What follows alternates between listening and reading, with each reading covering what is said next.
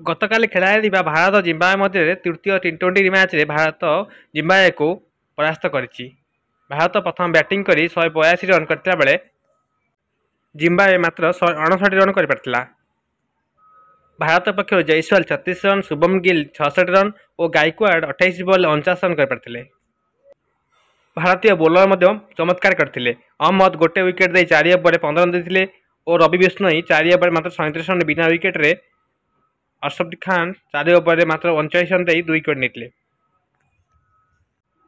Zimbabwe batsman ମଧ୍ୟରେ D ମୋଏସ୍ ମାତ୍ର 89 ball ଖେଳି 65 ରନ୍ କରିଥିଲା ବେଳେ ଅନ୍ୟ କୌଣସି ବ୍ୟାଟ୍ସମ୍ୟାନ୍ ଅଧିକ ସମୟ ପାଇଁ ତିଷ୍ଠି ପାରିନଥିଲେ।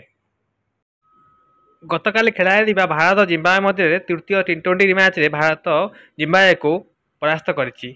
ଭାରତ ପ୍ରଥମେ ବ୍ୟାଟିଂ କରି 182 ରନ୍ କରିଥିବା ବେଳେ ଜିମ୍ବାୱେ ମାତ୍ର 159 ରନ୍ କରିପାରିଥିଲା।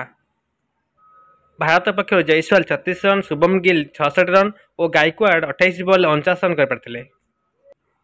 ଭାରତୀୟ ବୋଲର ମଧ୍ୟ ଚମତ୍କାର କରିଥିଲେ। ଅହମ୍ମଦ ଗୋଟେ ୱିକେଟ୍ ଦେଇ 4 ଓଭରରେ 15 ରନ୍ ଦେଇଥିଲେ ଓ ରବି ବିଷ୍ଣୋଇ 4 ଓଭରରେ ମାତ୍ର 37 ରନ୍ ବିନା ୱିକେଟ୍ରେ ଅର୍ଶଦୀପ ଖାନ୍ 4 ଓଭରରେ ମାତ୍ର 39 ରନ୍ ଦେଇ 2 ୱିକେଟ୍ ନେଇଥିଲେ। ଜିମ୍ବାୱେ ବ୍ୟାଟ୍ସମ୍ୟାନ୍ ମଧ୍ୟରେ ଡି ମୋଏସ୍ ମାତ୍ର 89 ବଲ୍ ଖେଳି 65 ରନ୍ କରିଥିଲା ବେଳେ ଅନ୍ୟ କୌଣସି ବ୍ୟାଟ୍ସମ୍ୟାନ୍ ଅଧିକ ସମୟ ପାଇଁ ତିଷ୍ଠି ପାରିନଥିଲେ।